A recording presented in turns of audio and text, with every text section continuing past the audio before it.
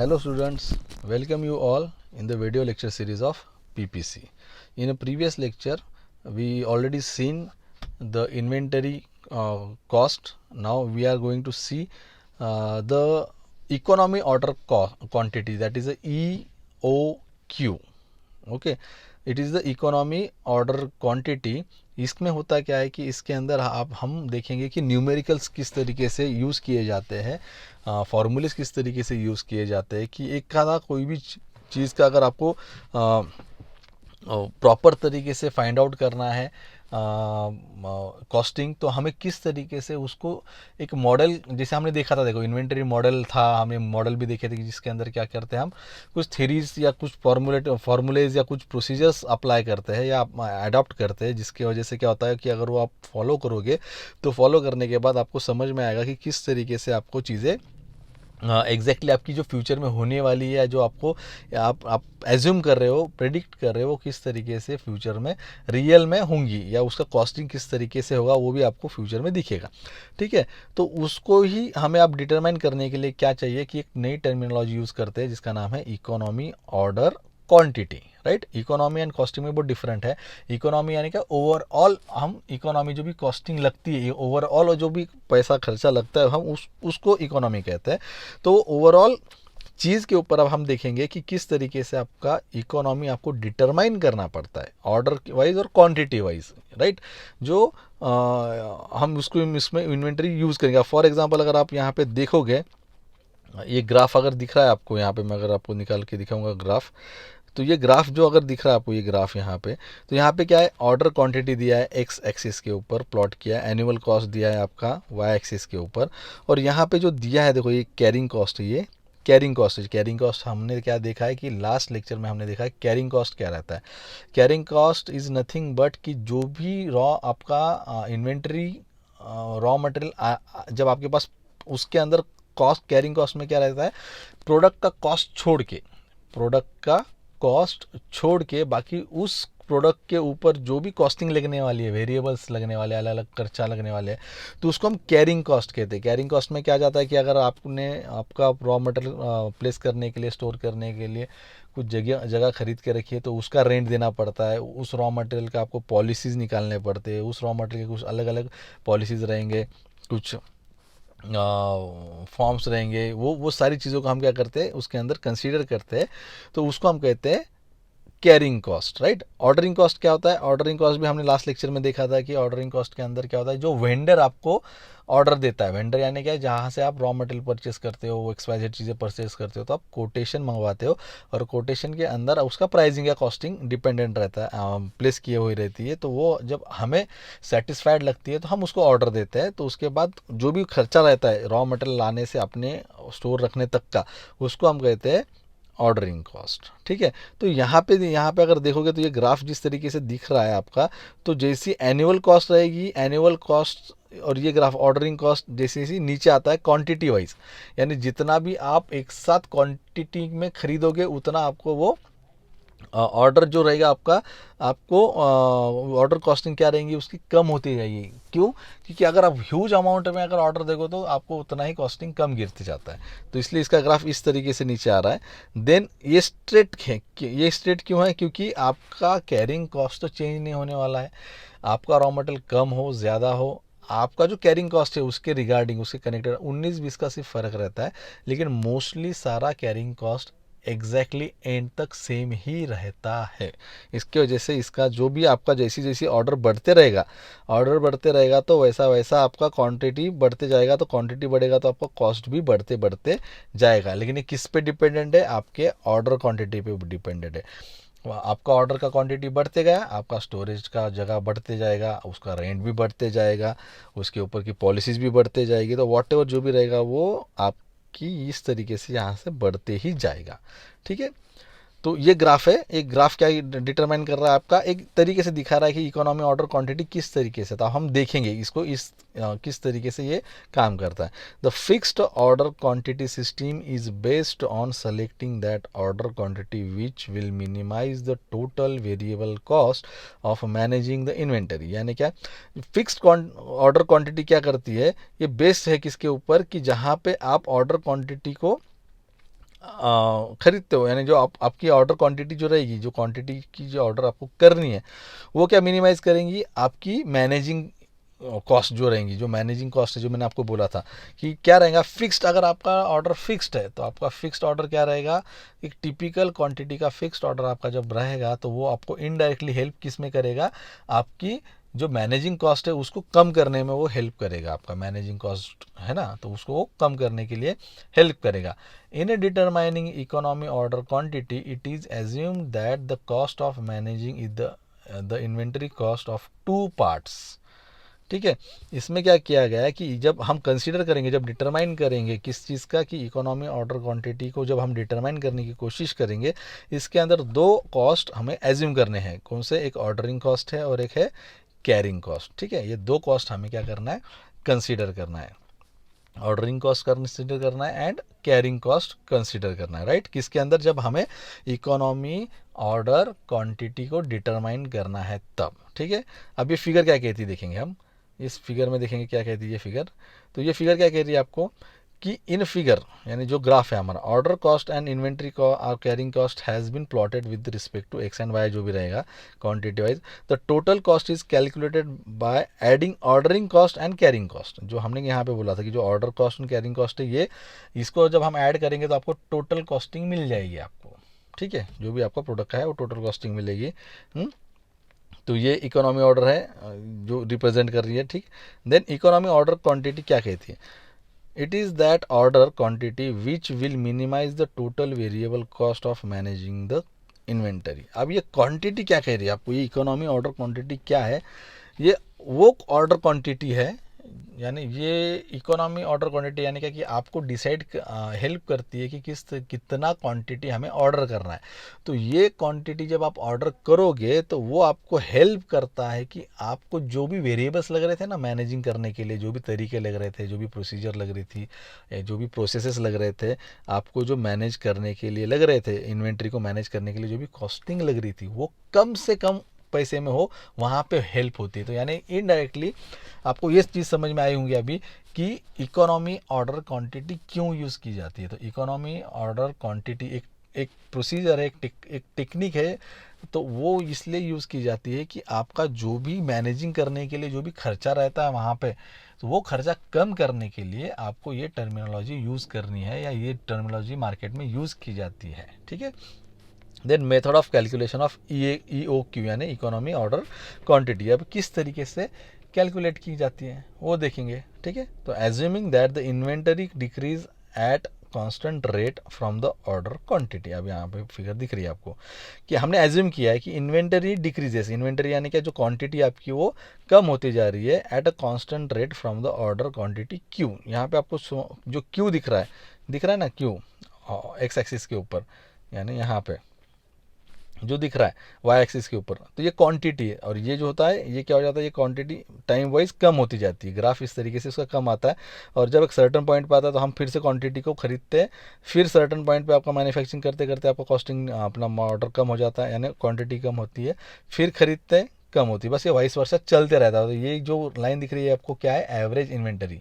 मान लो कि आपका 100 का स्टॉक है, जब आप 30-40 के ऊपर आते हैं तो आप क्या करते हो, वापस उसको ऑर्डर देते हो, आपका स्टॉक फिर से भरता है। तो लेकिन यहाँ पे क्यू जो दिख रहा है आपको, ये क्यू क्या रहेगा, एक टिपिकल एक जो लाइन दिख रही है वो एवरेज इन्वेंटरी की लाइन रहेगी। ये जो वर्टिकल क्यू है क्वांटिटी की, और यहाँ पे क्या है वो क्वांटिटी का एक एवरेज इन्वेंटरी यानी एवरेज क्वांटिटी रहेगी उसकी।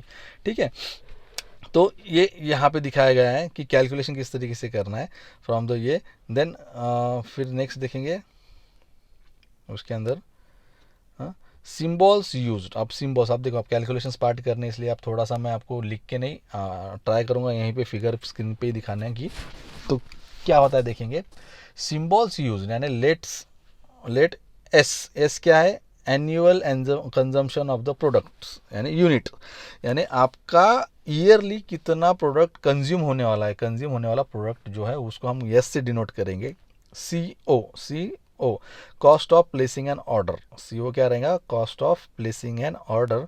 CU क्या रहेगा, unit cost of an item, unit पर प्राइस रुपीज़, यानी जो भी रहेगा, मैंने जैसे आपको बताया था लास्ट लेक्चर में कि unit cost of an item, यानी एक यूनिट का क्या रहेगा कि फॉर एग्जांपल उस पर्टिकुलर आइटम का प्राइसिंग रहेगा या क्वांटिटी का रहेगा। एक क्वांटिटी बंच में जब मिलता है तो वो पूरे क्वांटिटी का भी एक प्राइस रहेगा, उसको हम CU के नाम से डिनोट करेंगे।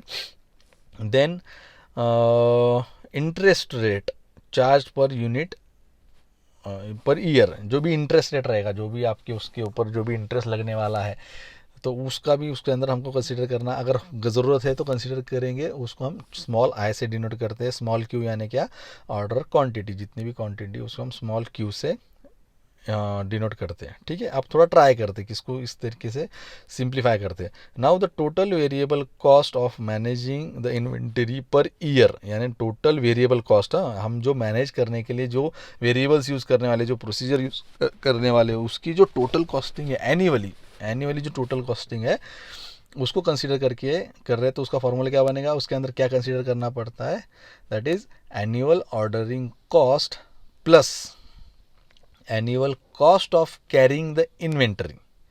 आ रहा समझ में?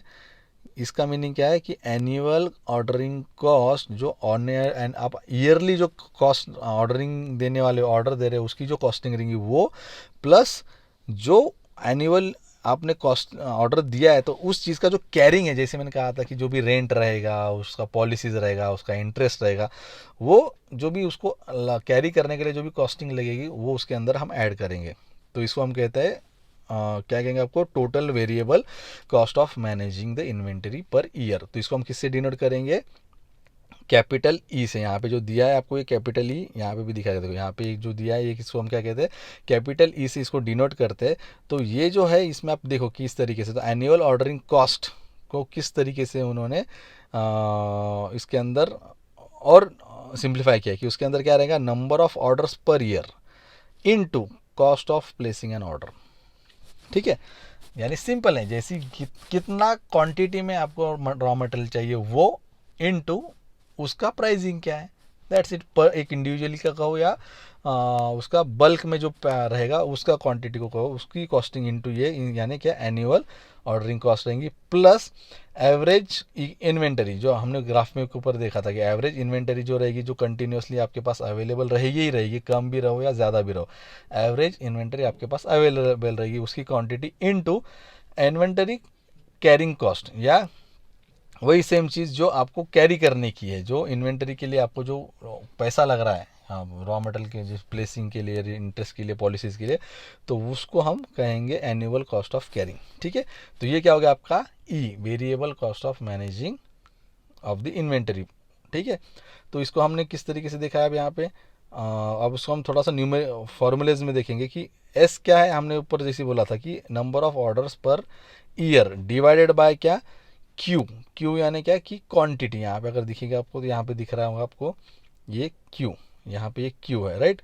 देन इनटू सीओ यानी क्या, आपका यहाँ पे दिखाऊंगा कॉस्ट ऑफ, ये जो है ये क्या है, cost of placing an order plus, यानी S divided by small Q into CO, ये क्या बन गया आपके लिए, एनुअल ऑर्डरिंग कॉस्ट। ठीक है, then plus q divided by 2 into c u, q यानी क्या, ऑर्डर क्वांटिटी, जितनी भी क्वांटिटी आपको देनी है उसकी ऑर्डर दी है उसकी quantity, divided by 2 into c u यानी क्या कि कॉस्ट ऑफ एन आइटम, यानी यूनिट में रहेगा या बंच में रहेगा या सिंगल वार रहेगा, इनटू आया क्या है कि आपका इंटरेस्ट रेट है, वो भी ईयरली रहेगा, राइट। तो यहाँ पे दिख रहा है आपको वो है, तो इसको हम सिंप्लीफाई कर देंगे किस तरीके से, जैसे आपको दिख रहा है कि जैसे वही सेम ही है, कुछ सिंप्लीफाई करने की ज़रूरत नहीं उसके अंदर।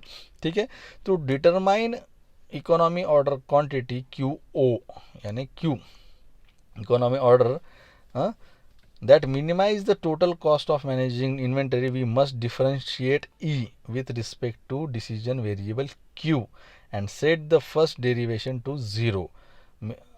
For that is, for minimum total cost is derivation of E divided by Q is equal to 0। यानी इन्होंने कंडीशन रखी है यहाँ पे, डेरिवेशन दिया है यहाँ पे, एक डेरिवेशन में क्या दिया है, एक कंडीशन दी गई है कि कंडीशन में क्या बोला है कि हम क्या करेंगे कि हम डिफरेंशिएट करते हैं ई को यानी क्या, जो टोटल वेरिएबल मैनेजिंग कॉस्ट लगने वाली है उसको हम डिफ्रेंशिएट करते हैं with respect two variable Q. Q यानी क्या कि ऑर्डर क्वांटिटी के साथ हम उसको डिफ्रेंशिएट करते हैं और हम उसको सेट करेंगे डेरिवेटिव को एक जीरो लेवल पे। तो इसलिए इसका मिनिमम टोटल कॉस्ट क्या गया, एक कॉस्ट रहेगा जो मिनिमम रहेगा ही रहेगा। तो वो क्या रहेगा, derivative of e divided by derivative of q is equal to zero. ठीक है, यहाँ तो समझ में आया। फिर हम उसको डेरिवेशन को हम क्या करेंगे, इस यहाँ पे दिख रहा है आपको, हम उसको डिराइव करते जाएंगे। अब यहाँ पे ये एक्सप्लेन करने की ज़रूरत नहीं, सबको डेरिवेशन आता ही है। तो यहाँ पे सिंपल डेरिवेशन है, वो डेरिवेशन करके आपको एक सिंप्लीफिकेशन करने के बाद एक फाइनल न्यूमेरिकल में एक फार्मूला मिल जाएगा एक प्रॉपर तरीके के, जिसकी वजह से आपको बहुत ज़्यादा सिंपल तरीके से आप उसको ये कर सकते हो। आप कैलकुलेशन करके आपको ई ओ क्यू डिटरमाइन करने का एक मीडियम मिल जाता है। जैसे देयरफॉर ई ओ क्यू यानी ब्रैकेट में क्यू ओ यानी क्या, जिसको हमको डिफ्रेंशिएट करना था। ठीक है, ऊपर हमने जो देखा था यहाँ पे, जो यहाँ पे कंसिडर किया था क्यू, तो क्यू ओ क्यू ज़ीरो या क्यू ओ जो कहोगे, तो उसका बेसिक फार्मूला मिल जाता है आपको यहाँ पे जो दिख रहा है आपको। यहाँ पे जो ये फार्मूला है आपका, तो ये फार्मूला आपको मिल जाता है। ये फार्मूले में क्या गया है कि अंडर रूट में जो दिया है कि 2 इंटू एनुअल कंजम्पशन, यानी जो भी टोटल यूनिट है ईयरली जो यूज़ करने वाला है, इंटू जो भी ऑर्डर देने वाले हो जितना भी पैसा उसका लगने वाला है वो, divided by price per unit. Price per unit यानी कि जो भी क्वांटिटी आप मंगा रहे हो उसका क्वांटिटी कितना है, प्राइस कितना है, इनटू इन्वेंटरी कॉस्ट। यानी सिंपल है एकदम, वही जो आपने ऊपर ऊपर देखा था वही चीज़ है, बस इन्होंने उसको थोड़ा सा और अच्छी तरीके से सिंप्लीफाई करने के लिए प्रॉपर तरीके से डिटरमाइन किया है। तो वो डिटरमाइन करने के बाद आपको ये फार्मूला मिल जाता है। ठीक है, एंड अब उसके आगे देखेंगे फिर से an alternative formula for determining E A Q, और एक फार्मूला है the basic formula for E O Q is as derived above. ये बेसिक फार्मूला ऊपर का suggest the quantity to be purchase to optimise the cost involve in this formula consumption figures is consider in unit. अब इसके अंदर हमने क्या किया है कि थोड़ा सा और एक अल्टरनेटिव फार्मूला यूज़ किया है कि अल्टरनेटिव फार्मूलाज की ज़रूरत तो नहीं है हमें, लेकिन मुझे लगता है कि अल्टरनेट फार्मूलाज अगर यूज़ करोगे तो कन्फ्यूजन रेट बढ़ जाएगा। तो ये जो फार्मूला है हमारा है यहीं पे हम इसको यूज़ करेंगे, और ये जब हम न्यूमेरिकल सॉल्व करेंगे तब ये फार्मूला हम वहाँ पे यूज़ करेंगे। ठीक है, ये हुआ डिटरमाइन करने के लिए एक फार्मूला। नेक्स्ट देखेंगे अब हम जो है आपका पॉइंट ऑप्टिमम लॉट साइज़ है। तो ऑप्टिमम लॉट साइज़ भी सेम है, उसी तरीके से फाइंड आउट करना पड़ता है। तो ऑप्टिमम लॉट साइज़ क्या कहता है आपको, कि ऑप्टिमम लॉट साइज़ क्या कहता है कि if the item is being manufactured then it is necessary to determine the optimum lot size, that is the lot produced in one setup, each lot that is manufacture requires separate setup. यानी क्या करना है आपको कि आपको कितने कम quantity, कितने कम time में या कितने टाइम में कितना लॉट, दो तरीके रहेंगे, एक तो टाइम वाइज रहेगा या लॉट वाइज आपको मैन्युफैक्चरिंग करेगा। तो ये साइज़ आपको डिपेंड करती है, ये डिफाइन करनी पड़ती है या आपको ये कैलकुलेट करनी पड़ेगी। तो किस तरीके से उसका हम डिटर्मिनेशन करते देखेंगे। इसी में भी सेम क्या रहेगा, एस यानी क्या एनुअल प्रोडक्शन रहेगा, एन क्या नंबर ऑफ प्रोडक्शन जो भी आपको मैन्युफैक्चरिंग करना है, देन सी ओ यानी क्या सेटअप कॉस्ट जो लगने वाली, सी यू क्या है कि वही सेम यूनिट का कॉस्ट रहेगा, आई यानी इंटरेस्ट रेट। अब इसमें क्या किया है कि ई यानी क्या है कि जो ई ओ क्यू है राइट, वो है इज इक्वल टू, जब हम कंसिडर कर रहे हैं लॉट साइज की राइट, उसके बारे में जब कंसिडर कर रहे हैं तो ये फॉर्मूला आएगा annual carrying cost plus annual setup cost right. अब इसके अंदर क्या हो रहा है कि जो भी कैरिंग करना है और उसका सेटअप है उसका ही कॉस्टिंग इसके अंदर हमको कंसिडर करना है। तो उसका वो लिए वो जो फार्मूला दिया है वो फार्मूला आपके स्क्रीन के ऊपर दिख रहा है। ठीक है, उसको फिर से हमने क्या किया है, डेरिवेटिव निकाला, डेरिवेटिव करके जो भी आप उसका दिख रहा है डेरिवेशन करके आपको एक फार्मूला मिल जाएगा। वो फार्मूला हमें यूज़ करना है आपके डिटर्मिनेशन ई ओ क्यू के लिए जब लॉट साइज कंसिडर कर रहे हैं। ठीक है, तो ये यहाँ तक आ गया आपको समझ में। ये सारी फार्मूलेज आपको जब न्यूमेरिकल सॉल्व करेंगे तब समझ में आएगा, अभी तो कुछ समझ में नहीं आएगा इतना आपको। तो मुझे लगता है यहाँ तक आपको तो प्रॉपर तरीके से समझ में आया होगा राइट। तो फिक्स ऑर्डर क्वांटिटी सिस्टम भी सबको समझ में आ गया कि फिक्स्ड ऑर्डर क्वांटिटी क्या रहती है, कि जिसके अंदर क्या रहेगा कि एक ऑर्डर जो रहेंगी, क्वांटिटी जो रहेगी वो फिक्स रहेंगी, जिसको हम क्यू सिस्टम कहते हैं। क्यू सिस्टम यानी क्या कि जिसके अंदर ऑर्डर जो रहेंगी आपकी वो फिक्स्ड रहेंगी। जो ग्राफ है आपको जो दिख रहा है वो उसी तरीके से है कि जहाँ जिसके अंदर स्टॉक वाई एक्सिस पे आपका जो भी क्यू है क्वांटिटी रहेगा, एक्स एक्सिस पे आपका जो भी रहेगा ऑर्डर का रहेगा राइट, यानी टाइम वाइज रहेगा, वो फिक्स्ड क्वांटिटी रहेगी। जिसके अंदर हम क्या करते हैं इसमें रीऑर्डर देते हैं, जो सेम ग्राफ है, कुछ भी चेंज नहीं की, क्वांटिटी एक सर्टेन पॉइंट पे रहेगी, वहाँ से फिर जैसे आपका डे बाय टाइम बढ़ते जाएगा क्वांटिटी कम होते जाएगी, फिर एक एवरेज उसका क्वांटिटी रहेगा, फिर एक सर्टन पॉइंट पे जब 30-25% पे आपका क्वांटिटी ख़त्म हो जाता है, आप फिर से क्या करते हो, रीऑर्डर देते हो और आपका स्टॉक है वो फिर से कंसिडर करते हो। तो फिक्स्ड ऑर्डर क्वांटिटी रहेंगी जिसके अंदर फिक्स रहेगा, वेरिएशंस नहीं रहेंगे, चेंजेस नहीं रहेंगे। तो इसको हम फिक्स्ड ऑर्डर क्वांटिटी सिस्टम कहते हैं, जिसके अंदर आपको दिख रहा है यहाँ पे कि ठीक है ना, ये डिमांड टाइम पे डिपेंडेंट रहेगा, इसमें रेगुलर इंटरवल्स इतने खास नहीं रहते, ये वेरिएबल्स चेंज नहीं होते, डिमांड आपकी कुछ अलग अलग इफेक्ट नहीं होते इसके ऊपर, तो इसलिए इसको फिक्स्ड ऑर्डर क्वांटिटी हम कहते हैं। ठीक है, देन नेक्स्ट है आपका फिक्स्ड पीरियड सिस्टम, जिसको हम पी सिस्टम कहते हैं। पहला फिक्स्ड ऑर्डर क्या था, क्यू सिस्टम था। फिक्स्ड पीरियड सिस्टम क्या है, जिसके अंदर पी सिस्टम बोलते हैं हम। तो पी सिस्टम क्या कहता है कि फिक्स्ड ऑर्डर इंटरवल सिस्टम, जिसके अंदर फिक्स्ड ऑर्डर तो रहेंगी लेकिन वो इंटरवल में रहेंगी, यानी वो कंटिन्यूसली नहीं रहेंगी, इंटरवल में रहेंगी। फॉर एग्जांपल रोज़ का नहीं फिक्स ऑर्डर रहेगा, मान लो महीने का रहेगा, 2 महीने का रहेगा, क्वार्टर वाइज रहेगा, ईयर वाइज रहेगा, हाफ ईयर वाइज रहेगा, ये रहेगा। तो ये डिटरमाइन करने के लिए आपके सामने स्क्रीन पे जो दिखाया गया है वो रहेगा। इसके अंदर सिर्फ प्रॉब्लम क्या है, इसके अंदर आपका एवरेज स्टॉक नहीं रहता। इसके अंदर क्या रहता है, आपका एवरेज स्टॉक नहीं रहेगा। इसके अंदर सिंपल तरीके से क्या रहता है कि आपका जो भी आप डिसाइड करते हो कि मुझे कुछ पीरियड में ही इसकी ऑर्डर देनी है, उसको हम पीरियोडिक साइकिलिंग कहेंगे या पीरियोडिक ऑर्डर कहेंगे, इसको हम पी सिस्टम कहते हैं। ठीक है, तो ये भी हम न्यूमेरिकल जब सॉल्व करेंगे तब आपको समझ में आएगा ये चीज़। ठीक है, तो मुझे जो लगता है कि आज के लेक्चर में बस इतना ही। नेक्स्ट लेक्चर में हम ट्राई करते हैं कि न्यूमेरिकल सॉल्व करना है, उसके आगे के लेक्चर में देखेंगे। Till then, thank you.